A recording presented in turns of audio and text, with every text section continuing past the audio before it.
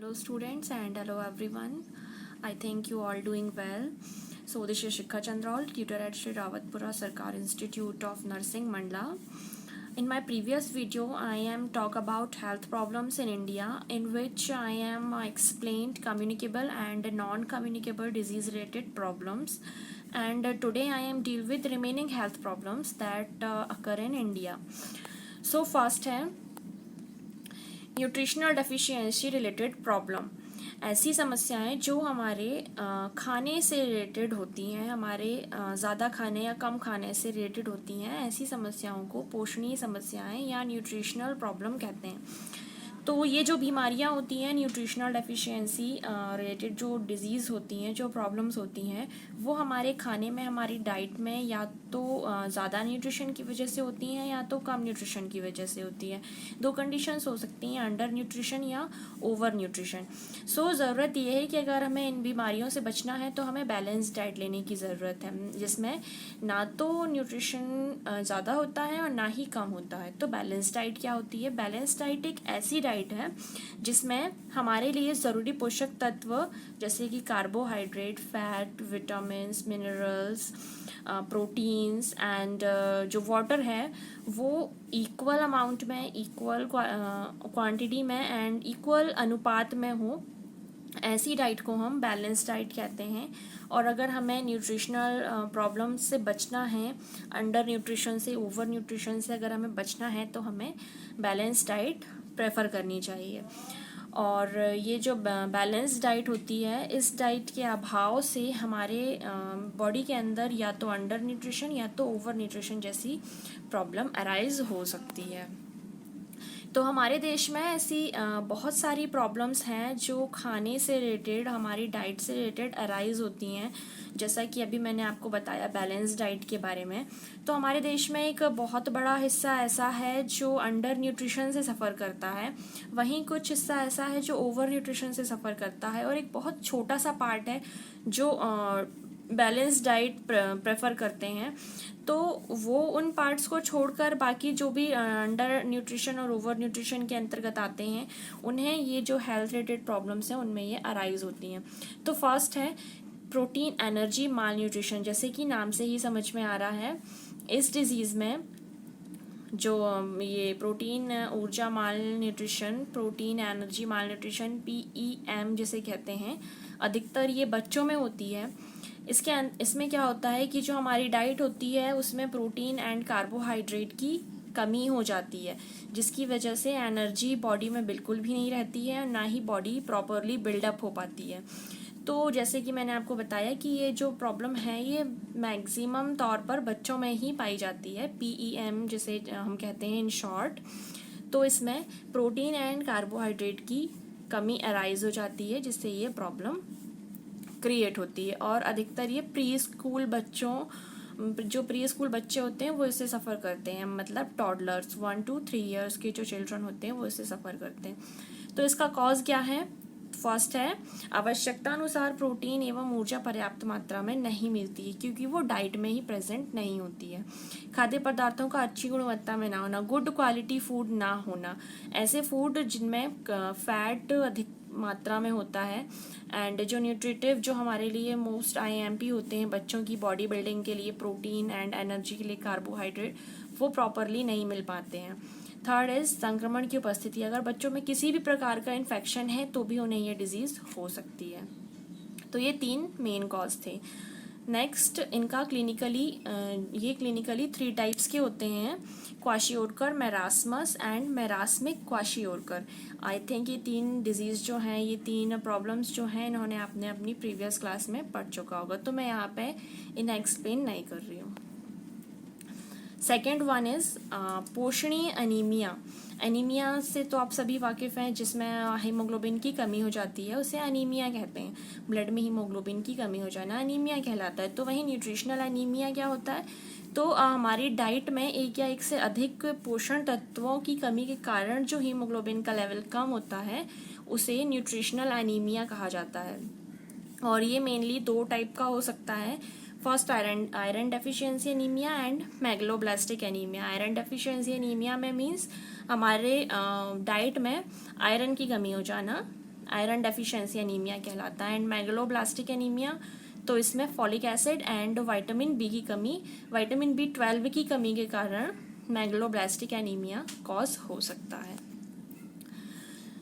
तो cause of anaemia क्या है, इसके कारण क्या, एनीमिया होने के रीजंस क्या है। तो फर्स्ट है iron, folic acid and vitamin B12 की पर्याप्त मात्रा हमारे आहार में ना होना, जैसे कि अभी मैंने आपको पहले बताया कि फॉलिक एसिड और विटामिन B12 की कमी मेगलोब्लास्टिक एनीमिया कॉज करती है, और आयरन की कमी आयरन डेफिशिएंसी एनीमिया कॉज करती है। तो अगर ये न्यूट्रिशन बॉडी में प्रेजेंट नहीं है या हमारी डाइट में हमें नहीं मिल पा रहे हैं तो एनीमिया कॉज हो जाता है। सेकेंड वन इज गर्भावस्था, स्तनपान एंड बाल्यावस्था में आयरन की ज़रूरत बढ़ जाना। ये जो 3 स्टेज मैंने आपको बताई, गर्भावस्था मीन्स प्रेगनेंसी, लैक्टेशन एंड जो चाइल्डहुड स्टेज होती है, उस टाइम पे आयरन की मोस्ट इम्पॉर्टेंट होती है, क्योंकि यहाँ पर एनर्जी की बहुत ज़्यादा ज़रूरत होती है और जो हीमोग्लोबिन है वो ऑक्सीजन कैरी करता है। दैट्स वाई इस स्टेज में हमें आयरन की बहुत ज़्यादा ज़रूरत होती है।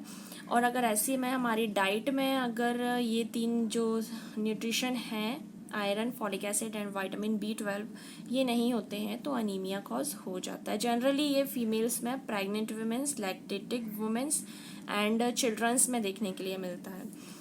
थर्ड वन इज पोषण पदार्थों का दोषपूर्ण अवशोषण। हमारी बॉडी में जो न्यूट्रिटिव सब्सटेंस हैं उनका प्रॉपरली एब्जॉर्प्शन ना होने से भी एनीमिया कॉज हो सकता है, क्योंकि अगर हमारी सेल्स इतनी कैपेबल नहीं है कि वो न्यूट्रिशन को एब्जॉर्ब कर सकें, तो वो जो आयरन और फॉलिक एसिड, विटामिन B12 है, उन्हें भी एब्जॉर्ब करने में असफल रहेगी, जिससे कि हमारी बॉडी में इनकी कमी हो जाएगी और दैट्स वाई एनीमिया कॉज हो जाएगा। नेक्स्ट है इनका क्लिनिकल मैनिफेस्टेशंस की एनीमिया में कौन कौन से लक्षण शो होते हैं। तो फर्स्ट है कमज़ोरी आती है, जल्दी थकान, लेजीनेस आती है, सीढ़ियाँ चढ़ने, व्यायाम करने आदि में ब्रीथिंग डिफ़िकल्टी होती है, skin, sclera, mucous membrane yellowish हो जाती है, बिकॉज रेड ब्लड सेल्स में हीमोग्लोबिन कंटेन होता है और हीमोग्लोबिन नहीं रहेगा तो रेड ब्लड सेल्स नहीं होती, जिससे पीलापन आ जाता है, चक्कर आते हैं, भूख कम लगती है और पीका की उपस्थिति होती है। पीका एक साइकोलॉजिकल डिसऑर्डर है, ये बच्चों में होने वाला डिसऑर्डर है जिनमें बच्चे ऐसी चीज़ों को खाते हैं जो नॉन न्यूट्रिटिव है। फॉर एग्जांपल पेंट, कुछ बच्चों की आदत होती है दीवार खाने की, चौक खाने की, मिट्टी खाने की, ये नॉन न्यूट्रिटिव प्रोडक्ट्स हैं, इन्हें खाने से कोई न्यूट्रिशन नहीं मिलता है। तो ये एक साइकोलॉजिकल डिसऑर्डर है जिसमें बच्चे नॉन न्यूट्रिटिव फूड को खाना ज़्यादा प्रेफर करते हैं। नेक्स्ट वन इज़ गॉइटर आप सभी जानते हैं गॉइटर क्या होता है। आयोडीन की कमी से होने वाला रोग है गॉइटर, जो हमारी थायराइड ग्लैंड को एनलार्ज कर देता है। थायराइड ग्लैंड जो हमारे गले में प्रेजेंट होती है उसे एनलार्ज कर देता है। जनरली जो थायराइड ग्लैंड होती है उसका वजन 25 ग्राम होता है, बट इन गॉइटर कंडीशन जब वहाँ थायराइड ग्लैंड की जो सेल्स हैं उसमें हाइपरप्लेजिया होता है। हाइपरप्लेजिया मीन्स सेल्स की जो साइज एंड नंबर है उनका बढ़ना हाइपरप्लेजिया कहलाता है। तो थायराइड ग्लैंड में हाइपरप्लेजिया होने से इसका जो वजन है वो 500 ग्राम्स तक हो सकता है। ऐसी सिचुएशन को गॉइटर बोलते हैं। Fourth one is lathyrism. यह बीमारी जो है वो पैरालिसिस उत्पन्न करती है और ये खेसरी दाल के अधिक उपयोग करने से होता है। इसमें क्या होता है लेथायरिज्म में, इसमें जो पैरों की मसल्स होती हैं वो पैरालाइज्ड हो जाती हैं। जो ये हमारे शरीर के किसी एक पार्ट में होता है, या तो लेफ्ट एंड या तो राइट, तो वो जो पैरों की मसल्स होती हैं उनमें पैरालाइजेशन हो जाता है, उसे लेथारिज्म कहते हैं। और यह भारत में मुख्य रूप से उत्तर प्रदेश, बिहार, मध्य प्रदेश और उड़ीसा जैसे राज्यों में देखने के लिए मिलती है। और इसका इंसिडेंस है 15 to 45 एज के जो लोग होते हैं, 15 से 45 साल के जो लोग होते हैं, उन्हें अधिक प्रभावित करती है। नेक्स्ट वन इज विटामिन्स की कमी से होने वाली बीमारियाँ। बहुत सारी ऐसी बीमारियां हैं जो विटामिन, हमारे डाइट में विटामिन की कमी की वजह से होती हैं। यहाँ पर लिस्ट दी हुई है। विटामिन ए, जिसका जो केमिकल नेम है वो रेटिनॉल है, उसकी कमी से होने वाली डिजीज़ जो है वो night blindness, keratomalacia, corneal xerosis, conjunctival xerosis and Bitot spot. और ये सारी डिजीज़ें आपने अपनी प्रीवियस क्लासेस में पढ़ चुकी हैं, इसलिए इन्हें मैं डीपली एक्सप्लेन नहीं करूँगी। फिर देखिए इस टेबल में बहुत सारी डिजीज़ हैं जो बहुत सारे विटामिन्स की वजह से की कमी की वजह से होती हैं, जैसे कि विटामिन B1 की कमी की वजह से बेरी होता है, B2 की कमी की वजह से पैलाग्रा, B9 की वजह से एनीमिया, 12 की वजह से भी एनीमिया, विटामिन C की वजह से स्कर्वी रोग। सो ये टेबल में विटामिन्स और उनकी कमी से होने वाले रोगों के बारे में लिखा हुआ है, आप इसे स्टडी आउट कर सकते हैं। तो ये जो अभी हमने पढ़ी ये थी सारी nutritional related problem, under nutrition and over nutrition की वजह से जो प्रॉब्लम होती हैं वो हमने स्टडी करी। अब नेक्स्ट है हमारी पॉपुलेशन एक्सप्लोजन की वजह से हमारे देश में कौन कौन सी problems, health related problems arise हो रही हैं, वो अब हम नेक्स्ट पढ़ेंगे। तो जो पॉपुलेशन एक्सप्लोजन है, जैसे कि मैंने आपको इसके फर्स्ट पार्ट वाले वीडियो में बताया था कि पॉपुलेशन के एक्सप्लोज होने से, पॉपुलेशन जनसंख्या में वृद्धि होने से बहुत सारी प्रॉब्लम्स अराइज होती हैं, हेल्थ रिलेटेड भी and socio economic related problems भी, सच एज देखिए यहाँ पर जैसे लिखा हुआ है गरीबी, बेरोजगारी, अपराध, पारिवारिक विघटन, इनको ये प्रत्यक्ष अप्रत्यक्ष रूप से बहुत ही ज़्यादा प्रभावित करती है। और इसको मैंने डीपली आपको उस वीडियो में एक्सप्लेन कर दिया था, इसलिए मैं यहाँ पर ज़्यादा आपको नहीं बताऊँगी। बट यहाँ पर आप जो रिकॉर्ड्स हैं वो देख लीजिए। 2011 की जनगणना के अनुसार जो देश की जनसंख्या थी वो 121 करोड़ थी।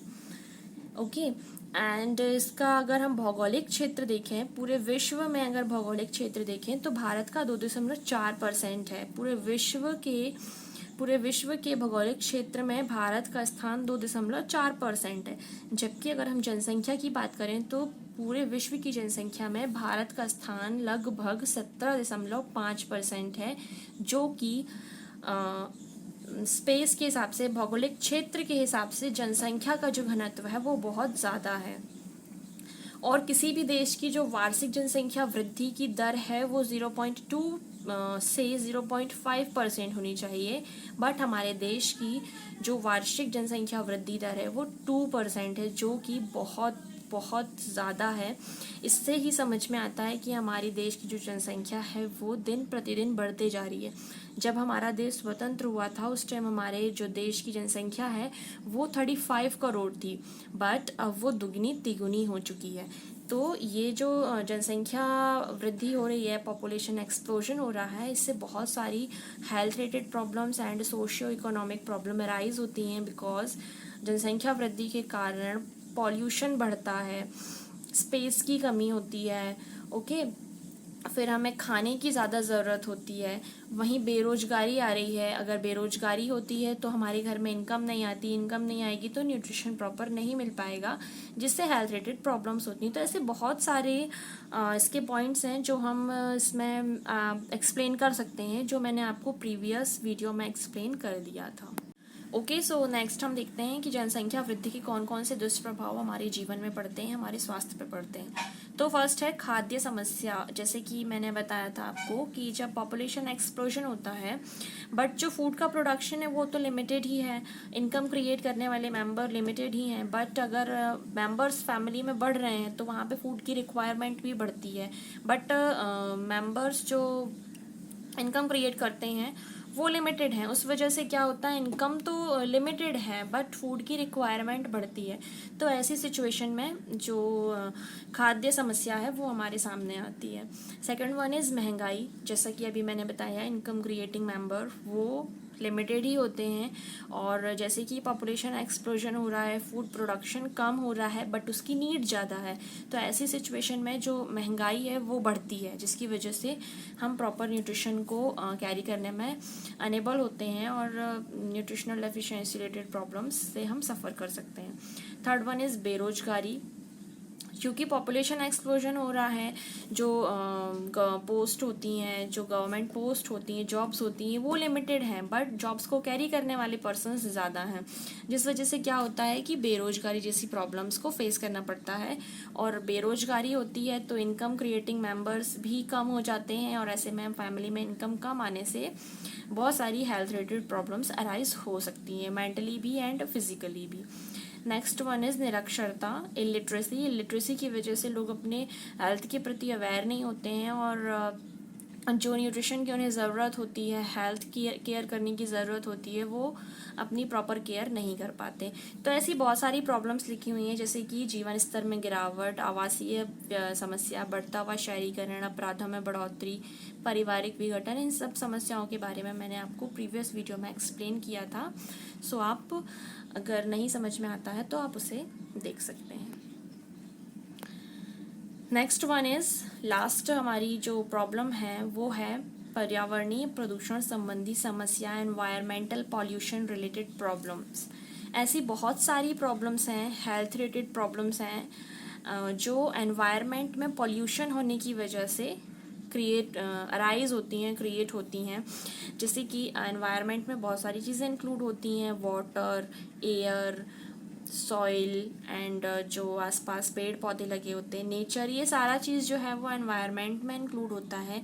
और इनके पॉल्यूटेड होने से जो हमारा आसपास का एनवायरनमेंट है वो भी पॉल्यूटेड हो जाता है। जैसे कि अगर हम वाटर पॉल्यूशन की बात करें, तो अगर हम पॉल्यूटेड वाटर को ड्रिंक करेंगे, पॉल्यूटेड वाटर पिएंगे, तो उसमें जो भी माइक्रो ऑर्गेनिजम्स हैं, चूँकि वाटर पॉल्यूटेड है, उसको पीने से हमारी बॉडी के अंदर बहुत सारी डिजीज़ अकर हो सकती हैं, जैसे कि दस्त रोग, हैजा means cholera, dysentery, typhoid, hepatitis, gastroenteritis, amoebiasis. तो ऐसी बहुत सारी डिजीज़ हैं जो पॉल्यूटेड वाटर को पीने से क्रिएट होती हैं। और ये वाटर पॉल्यूशन हमारे डोमेस्टिक की वजह से हो सकता है, डोमेस्टिक यूज़ की वजह से, फैक्ट्रीज़ की वजह से। आजकल बड़ी बड़ी फैक्ट्रीज़ का गंदा पानी नदियों में सप्लाई किया जाता है, जिसकी वजह से नदियों का पानी भी गंदा हो जाता है और उन नदियों के पानी को ही घरों में सप्लाई किया जाता है, जिससे पॉल्यूटेड वाटर हमारे तक आता है और फिर बहुत सारी डिजीज़ कॉज होती हैं। वहीं अगर हम एयर पॉल्यूशन की बात करें, तो पॉल्यूशन, एयर का जो पॉल्यूशन है वो भी व्हीकल्स की वजह से होता है, बड़ी बड़ी इंडस्ट्रीज़ की वजह से होता है। और इन सब की वजह से जो एयर में माइक्रो ऑर्गेनिजम्स अराइज हो जाते हैं, माइक्रो ऑर्गेनिजम्स क्रिएट हो जाते हैं, उनकी वजह से भी हमारी बॉडी में बहुत सारी respiratory system related disease arise हो जाती हैं। जैसे कि रिसेंटली चल रहा है कोरोना, ये भी, वैसे तो ये एयर पॉल्यूशन में नहीं आता है, ये ड्रॉपलेट इन्फेक्शन में आता है, बट आता एयर के थ्रू ही है। सो दैट्स वाई अगर हमारी एयर पॉल्यूटेड है तो भी हमारी बॉडी के अंदर बहुत सारी प्रॉब्लम्स अराइज हो सकती हैं, जैसे कि श्वसनीय रिलेटेड प्रॉब्लम, जैसा कि मैंने बताया, रेस्पिरेटरी डिजीज़ एंड न्यूरोलॉजिकल, हृदय संबंधी, आँखों संबंधी समस्याएं, और जब गर्भपात रिलेटेड प्रॉब्लम्स हो सकती हैं सिर्फ एयर पॉल्यूशन की वजह से। वहीं अगर हम नॉइज़ पॉल्यूशन की बात करें, तो अगर हमारे आसपास के एनवायरनमेंट बहुत ज़्यादा शोर होता है तो हमें इरिटेशन होने लगती है, सर दर्द होने लगता है, हाइपरटेंशन हो जाती है। तो ये सारे जो पॉल्यूशन हैं जो एनवायरनमेंट में प्रेजेंट हैं, उन सब की वजह से भी हमारी जो हेल्थ है उसमें कहीं ना कहीं डिस्टर्बेंस आता है, फिर वो मेंटली हो, फिजिकली हो या सोशली हो। तो ये जो एनवायरमेंटल रिलेटेड प्रॉब्लम्स हैं ये भी हमारी बॉडी में डिजीज़ कॉज कर सकती हैं। नेक्स्ट वन इज़ चिकित्सा देखभाल संबंधी समस्याएं, मेडिकल केयर हमारी स्वास्थ्य के लिए बहुत ही इम्पॉर्टेंट हिस्सा होता है, क्योंकि अगर हमें मेडिकल केयर अच्छे से मिल जाती है तो हम बड़ी से बड़ी बीमारी को भी ट्रीट कर सकते हैं। वहीं अगर मेडिकल केयर प्रॉपर नहीं मिलती तो छोटी बीमारी भी हमारे लिए बहुत बड़ी हो जाती है। तो वहीं अगर हम मेडिकल केयर की बात करें, तो जो स्वास्थ्य सर्विस है, जो हेल्थ सर्विस प्रोवाइड हो रही है इंडियंस को, मतलब देशवासियों को, उसका बंटवारा समान तौर पर नहीं हुआ है। जैसे कि आप सब जानते हैं कि हमारे देश की 70 से 80% जो जनसंख्या है, पॉपुलेशन है, वो गाँव में निवास करती है, विलेज से बिलोंग करती है, और 20% जो जनसंख्या है वो शहरों से बिलोंग करती है। 20 to 30% जो पॉपुलेशन है वो सिटीज़ से बिलोंग करती है। बट अगर हम हेल्थ सर्विसेज की बात करें तो जो हेल्थ सर्विसेज हैं वो जस्ट अपोजिट हैं। 20% हेल्थ सर्विसेज विलेज तक पहुंच पाती हैं एंड 80% जो हेल्थ सर्विसेज हैं वो सिटीज़ में प्रोवाइड की जाती हैं, जिससे जो दूर दराज के लोग होते हैं, जो गांव के लोग होते हैं, उन्हें प्रॉपरली मेडिकल केयर नहीं मिल पाता है, जिसकी वजह से वो अपनी डिजीज़ से सफ़र नहीं कर पाते हैं और इस वजह से बहुत सारी डेथ्स हमारी इंडिया में होती हैं। और मेडिकल ट्रीटमेंट ना मिल पाने से वो थोड़ा सा अंधविश्वासी भी हो जाते हैं, फिर वो दूसरी तरीके से अपना ट्रीटमेंट करते हैं, जैसे कि पंडितों के थ्रू, बाबा लोगों के थ्रू, इनके थ्रू वो अपना ट्रीटमेंट कराकर और फिर वो ये सोचते हैं कि हम ठीक हो जाएंगे और इस तरीके से बहुत सारी डेथ्स हमारे देश में कॉज हो रही हैं। अगर हम सेकेंड पॉइंट की बात करें तो हमारे देश में जो चिकित्सा पद्धति यूज़ हो रही है वो अंग्रेजी चिकित्सा पद्धति यूज़ होती है, जिसमें क्या होता है कि जो मेडिसिन होती हैं, जो ड्रग्स होती हैं, बहुत ज़्यादा महंगी होती हैं। जो हमारे देश में लो इनकम फैमिलीज़ होती हैं उनको ये प्रेफर करने में थोड़ा सा प्रॉब्लम होता है और वो अपना प्रॉपर ट्रीटमेंट इस वजह से नहीं करा पाते हैं। एंड थर्ड वन इज़ हमारे देश में जो मेडिकल स्टाफ है, जैसे डॉक्टर्स, नर्सेस, पैरामेडिकल स्टाफ और जो लैब्स के जो स्वास्थ्यकर्मी होते हैं उनकी बहुत ज़्यादा कमी पाई गई है, जिसकी वजह से जो हेल्थ सर्विस है वो प्रॉपरली प्रोवाइड हर एक एरिया पे नहीं हो पाती है। जैसा कि मैंने अभी आपको बताया था कि सिटीज़ में 80% होती है और जो रूरल एरिया है वहाँ पर 20%। ये जो स्टाफ है उसकी कमी की वजह से ऐसा होता है। अगर स्टाफ की इस कमी को फुलफ़िल कर लिया जाए तो मे बी हमारी जो मेडिकल केयर है वो बहुत ज़्यादा उसमें हम इम्प्रूवमेंट्स ला सकते हैं। तो ये सारी प्रॉब्लम्स थी जो हमारे इंडिया में हेल्थ रिलेटेड प्रॉब्लम्स हैं, जिनके बहुत सारे रीजंस हैं जो अभी मैंने आपको वीडियो में एक्सप्लेन किया। आई होप आप लोगों को समझ में आया होगा। एंड अगर आप लोगों को कोई भी प्रॉब्लम होती है इस टॉपिक से रिलेटेड तो आप मेरे से पूछ सकते हैं। अगर कोई भी आपको डाउट होता है किसी भी पॉइंट पे तो आप मुझसे क्लियर कर सकते हैं। Thank you so much.